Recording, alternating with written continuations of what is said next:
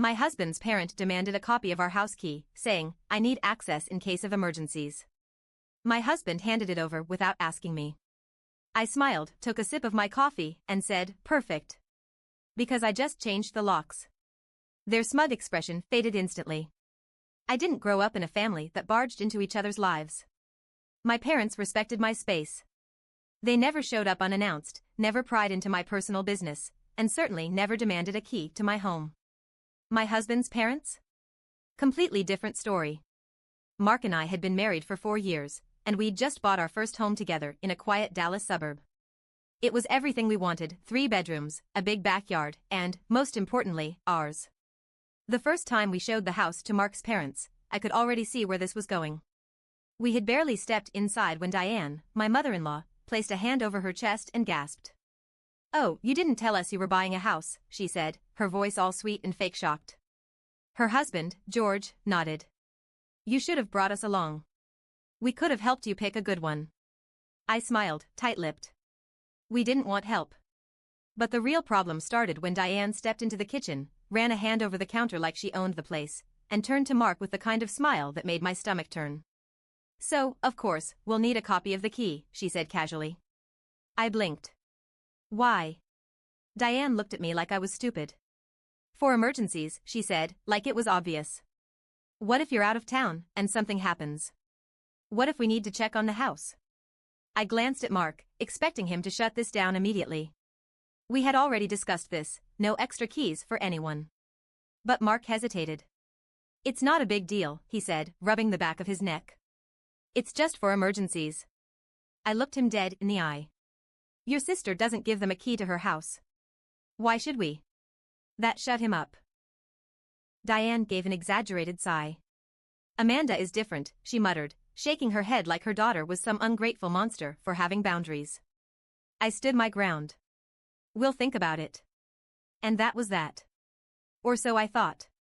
A week later, I walked into the kitchen on a lazy Saturday morning, still in my pajamas, coffee in hand, when I noticed something sitting on the counter. A brand new house key. My stomach dropped. I picked it up slowly. My heart was pounding. "Mark?" I called. He walked in, yawning. "What's up?" I held up the key. "Did you make a copy of our house key?" "Oh, yeah," he said like it was nothing. "Mom and Dad asked for one." I just stared at him. My face was burning. "You gave your parents a key to our house? Without even asking me?" Mark frowned, like he didn't see the problem. "It's just for emergencies, babe. It's not like they're gonna use it all the time." "Are you serious?" I asked. "Mark, they don't have a key to your sister's house. Why do they need one to ours?" He hesitated again. "I mean, I don't know. They asked, so I figured. I didn't think you'd care this much." I took a slow, deep breath. "Mark," I said, as calmly as I could, "this is our home. Not just yours. You should have talked to me first." He sighed. "Fine. Do you want me to take it back?" I stared at him for a moment. "No," I said. "I have a better idea." That same day, after Mark left to go golfing with his friends, I drove straight to Home Depot and bought a new lock set. It took me less than an hour to swap them out. When Mark got home, I was waiting in the living room, casually spinning a new set of keys in my hand. He dropped his bag by the door and frowned. "What's that?" I smiled. "The new house keys." His confusion turned to panic. "You changed the locks?" "Yep," I said, taking a sip of my coffee.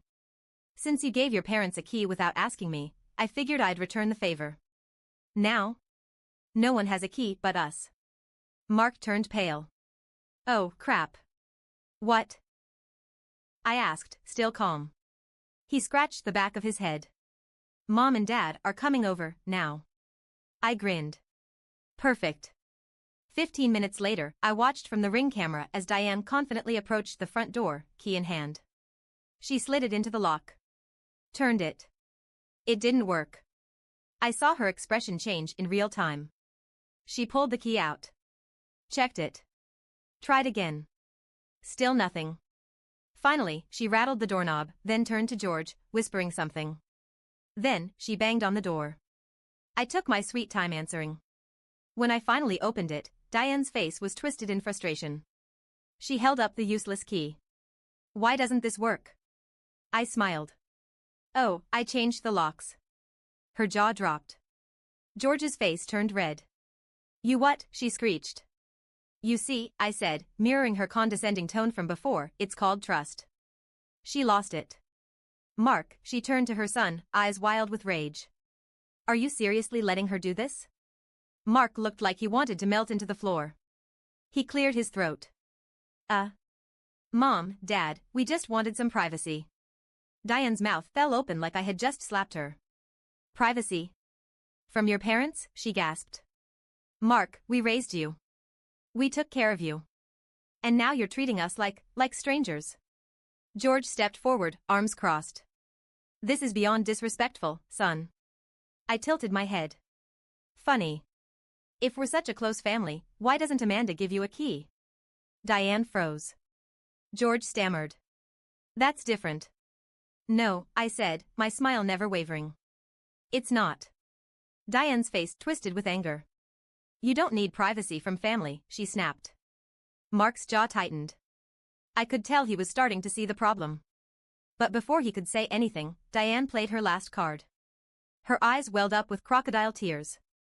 I just never thought my own son would treat me like this, she choked out. After everything we've done for you.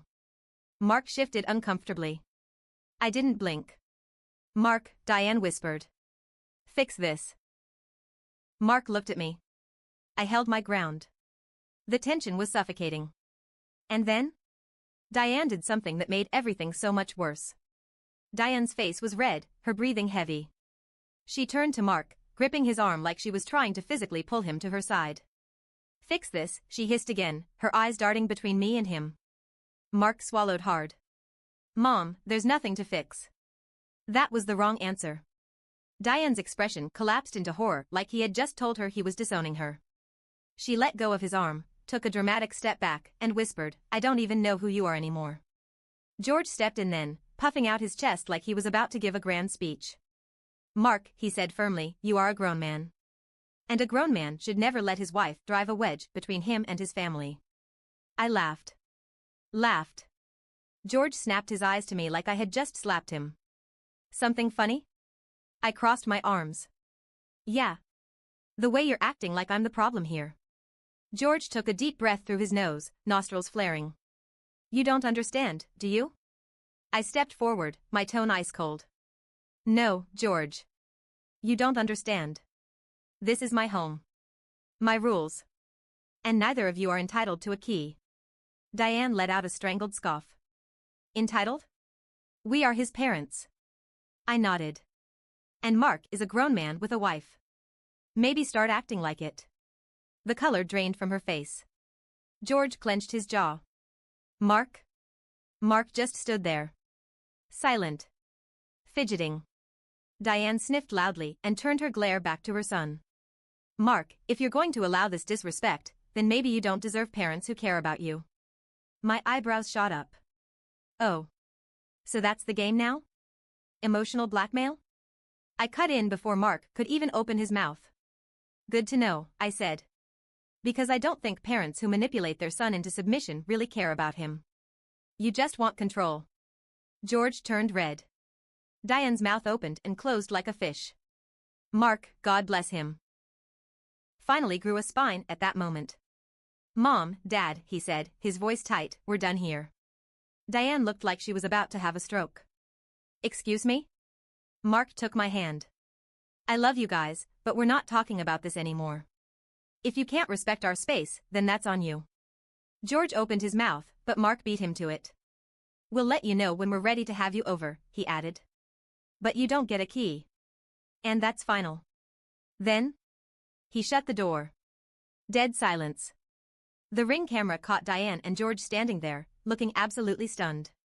Diane shook her head, whispering furiously to George, who just stared at the door like he couldn't believe what had just happened. Then? They left.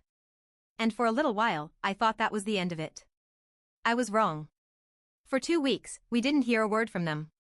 No texts, no calls, no surprise visits. It was bliss. Then, out of nowhere, Mark's phone blew up. It started with a text from his aunt. Aunt Caroline, Mark, why are you shutting out your parents? They're devastated. Then a call from his uncle. Uncle Joe, Mark, your mom is beside herself. She says you won't even let her in your home? That can't be true. Then a message from his cousin. Laura, your mom called me crying. What's going on? Mark turned to me, eyes wide. They're calling the whole damn family, he said, running a hand through his hair. I sighed. Should have seen this coming. Mark exhaled sharply and called his sister, Amanda. She picked up after 2 rings. Let me guess, she said. Mom and Dad are on a warpath. Mark groaned. What the hell, Amanda? They're making it sound like I locked them out of my life. You did, she deadpanned. And that's the best thing you could have done. He let out a bitter laugh. So they pulled this on you too? Oh, they tried, Amanda said. But when they realized they couldn't guilt me into submission, they pulled the real stunt. I frowned. What stunt? Amanda hesitated. They're going to force a confrontation. Mark and I exchanged a glance. Amanda sighed. Look, I'm just warning you. If they follow their usual pattern, they'll show up again soon. And they won't come empty-handed. I frowned. What does that mean? They're gonna bring backup. Amanda was 100% right. That Saturday, Mark and I were having a lazy morning when we heard aggressive knocking at the door. I pulled up the Ring camera feed. And there they were. Diane. George. And Diane's sister, Aunt Patty. Oh, and a priest. I choked on my coffee. Mark. Why the hell is there a priest at our door? Mark stared at the screen like he was seeing things. The knocking got louder. Mark sighed, already exhausted, and opened the door just enough to step outside. Mom. Dad. Aunt Patty. Anne. Father Davis? Diane immediately launched into hysterics. Mark, we had no choice, she wailed. We had to bring Father Davis because this woman is ruining you. I felt my soul leave my body. Aunt Patty put a hand on Diane's back, nodding seriously. We're here for an intervention, Mark. We need to get you away from her influence. My jaw hit the floor. Mark's entire face darkened. An intervention, he repeated. For your marriage, Diane sniffled. We thought if we brought a man of God, you'd finally see how she's poisoning you. Mark slowly turned his head toward the priest. Father Davis. Did they tell you why you're here? Father Davis, an older man who already looked exhausted, sighed. They told me you were in an unhealthy marriage. That you were being isolated. Mark laughed. Father, my marriage is fine. My parents just hate the fact that they don't control me anymore. Diane gasped. That is not true. Mark crossed his arms. Oh, so you didn't try to guilt me with the whole we gave you everything speech? You didn't call every relative in Texas to gang up on me? You didn't bring a priest to my house to save me from my own wife? Diane's mouth opened. No sound came out. Aunt Patty jumped in. Mark, she said sweetly, we just want to talk. Mark's voice was like stone. No. Diane gasped. But Mark shook his head. We're done. Leave. Aunt Patty gave me a sharp look. You're tearing this family apart. I smiled. No, Patty. You all are doing that just fine on your own. Diane burst into actual tears. But Mark? Mark shut the door. And we waited. For the next move. After Mark shut the door, we just stood there. Neither of us spoke. The Ring camera showed Diane still crying, Aunt Patty rubbing her back, and George shaking his head like we were criminals who had just been caught red-handed. And Father Davis? He looked like he regretted every life choice that led him to this moment. Eventually, they all left. Mark let out a heavy sigh. I swear to God, my family is insane. I patted his arm. That's an understatement. He groaned and ran a hand down his face. I need a drink. I started to relax. Maybe, just maybe, that was the end of it. But then? The real nightmare began. That night, Mark and I were in bed, exhausted, when his phone buzzed. It was a notification from our security system. Motion detected at the front door. Mark sat up so fast, the blanket slid off of him. What the hell? I grabbed my phone and pulled up the live feed from our camera. At first, we saw nothing. Then, in the bottom corner of the screen, something moved. A hand. I sucked in a sharp breath. Someone's there, I whispered. Mark and I froze, watching as the hand disappeared. Then, a few seconds later, the doorknob jiggled. Someone was trying to get in. Mark jumped out of bed, grabbed his phone, and stormed toward the front door. I followed, my heart pounding. We didn't open the door. We weren't stupid. Instead, Mark spoke through the Ring camera microphone. "Whoever you are, you better back the hell up," he said, his voice dangerously low. Silence. Then, a shadow moved away from the door. We watched as the figure stepped back, turned around, and walked straight into the streetlight. And that's when we saw it. George. Mark's own father. Trying to break into our house. I grabbed Mark's arm before he could rip the door open. Mark's voice came out sharp and cold. "Dad, what the hell are you doing?" George jumped like a guilty kid caught stealing from a candy store. Then he tried to play it off, shoving his hands into his pockets. "I was just checking on things," he muttered. Mark's hands curled into fists. "At midnight?" "I wanted to make sure you two were safe," George said, avoiding eye contact. Mark shook his head, laughing bitterly. "Safe from what, Dad?" "You were trying to get inside." George's jaw clenched. "If you hadn't changed the damn locks, I wouldn't have to." I saw red. I stepped forward, my voice deadly calm. "So let me get this straight," I said. "You showed up in the middle of the night. Tried to get inside. And when you couldn't, you what? Thought you'd just let yourself in?" George glared at me. "I don't need permission to check on my own son." I felt Mark's whole body tense beside me. Mark's voice was pure rage. "Dad. Go home. Now." George didn't move. That's when I reached for my phone and started dialing. George's eyes flicked to the screen. "You wouldn't." I held up my phone. "Try me." He backed up immediately. "You've changed, Mark," George muttered. "And not for the better." Then, he left. Mark was furious. The next day, he called his mother and told her what George had done. Diane defended him. "He was just worried about you," she cried. "Can't a father check on his son?" Mark stared at his phone like he couldn't believe what he was hearing. "Mom. He tried to break into my house." Diane scoffed. "You're being dramatic." Mark lost it. "I'm done, Mom. If you and Dad don't start respecting our boundaries, we're cutting you off." That shut her up real fast. She sniffled. "Fine. If that's what you want." Then she hung up. We didn't hear from them for 3 weeks. And for a while, things were peaceful. Until we got a letter in the mail. It was from a law firm. I opened it, read the first few lines, and felt my blood turn to ice. Mark grabbed the paper from me, his eyes scanning the words. His hands started shaking.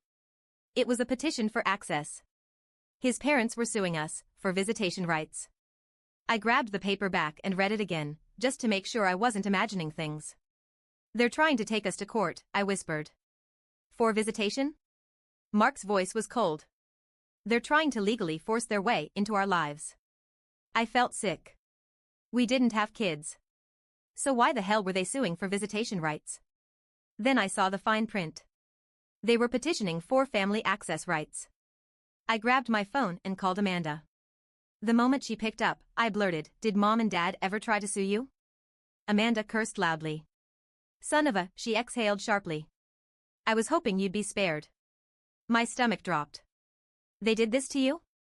"Yep," she muttered. "It didn't go anywhere, but they tried. They wanted legal rights to enter my home and be involved in my life."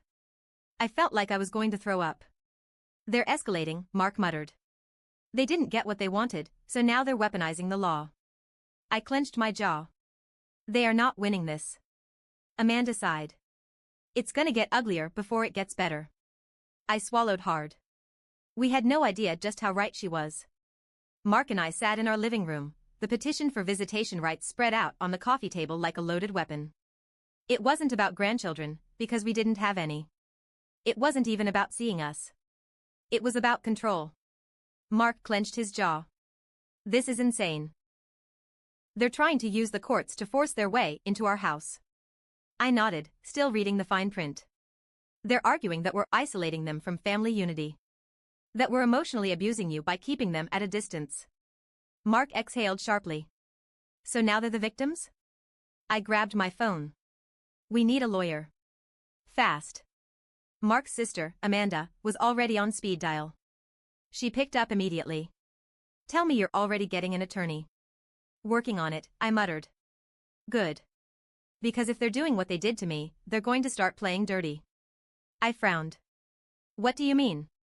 Amanda sighed. They're going to start dragging other people into this. Friends. Extended family. Hell, maybe even neighbors. They need to make themselves look like helpless parents being abused. Mark groaned. Jesus Christ, I can't believe we share DNA with these people. Amanda scoffed. Believe it. And prepare for war. Within a week, the phone calls started again. Mark's Aunt Caroline, Mark, I just don't understand why you're doing this to your parents. They love you. His Uncle Joe, your dad is heartbroken. Can't you just compromise? His childhood friend, Brian, dude, your parents are telling everyone you cut them off and refuse to talk. Is that true? Even our next-door neighbor, Mrs. Lawson, cornered me outside one morning while I was getting the mail. She frowned. I ran into your mother-in-law the other day at the grocery store. She said you two don't let them visit anymore. I inhaled slowly. They don't visit because they tried to break into our house. At midnight. Mrs. Lawson blinked. Oh. They also tried to sue us, I added. She visibly paled. Oh. I smiled. Yeah. Oh. Mark lost his mind when he found out just how far they were going. They're trying to turn everyone against us, he snapped. I'm so sick of this. They act like we murdered their dog. I crossed my arms. Then it's time to hit back. And hit back we did. Mark's parents thought they had the upper hand. They showed up with their lawyer, smug and confident, Diane dabbing at her fake tears with a tissue. We showed up with ours. And? With proof. Screenshots of George trying to break into our house. Texts where they guilt-tripped Mark and spread rumors about us. Recordings of their dramatic outbursts, including their intervention stunt. The moment Diane saw what we had, her face turned ashen. The judge looked through the evidence, silent for several long minutes. Then, finally, he spoke. This is an abuse of the court's time, he said flatly. There is no legal basis for forcing access between two competent adults. Diane gasped. But, the judge held up a hand. Your son and his wife are not obligated to provide you unlimited access to their home, nor do they owe you family unity at the expense of their own privacy and safety. George's face was brick red. Diane looked like she was about to faint. Mark? Mark just sat there, arms crossed, watching his parents finally face reality. Then the judge delivered the final blow. This case is dismissed. And I strongly suggest you all seek family counseling if you wish to repair this relationship. But legally speaking? You have no case here. You need to let go. Let go. Diane shattered at those words. Her mouth fell open, her rage boiling over into an outright tantrum. We raised him, she shrieked. We did everything for him. And she turned to me, eyes blazing with hatred. She poisoned him against us. Mark immediately stood up. No, Mom, he said, his voice calm and firm. You did that all by yourself. Diane's entire face crumpled. For the first time, I saw real tears in her eyes. But not out of guilt. Out of loss. She had tried everything. Manipulation, guilt, threats, legal force. And she had lost. The moment we walked out of that courtroom, Mark let out the biggest sigh of relief I'd ever heard. It's over, he whispered. Or so we thought. That night, we got a call. From Diane. Mark stared at the screen. Should I pick up? I shrugged. Might as well. He answered. Mom? Silence. Then, in a small, broken voice, she whispered, We're cutting you out of the will. Mark and I both burst out laughing. Not out of cruelty. But because, after everything, this was her final, pathetic attempt at control. Mark took a deep breath. Mom, he said, his voice firm. Do whatever you want. Silence. Then, finally, click. She had hung up. And just like that? It really was over. Diane and George never reached out again. The family stopped calling once they realized we weren't playing their games anymore. Mark felt an overwhelming sense of peace for the first time in his life. One night, as we sat on our back porch, he turned to me and said, "I should have stood up to them years ago." I squeezed his hand. Better late than never. And you know what? We never changed the locks again. Because for the first time in a long time, our home was truly ours.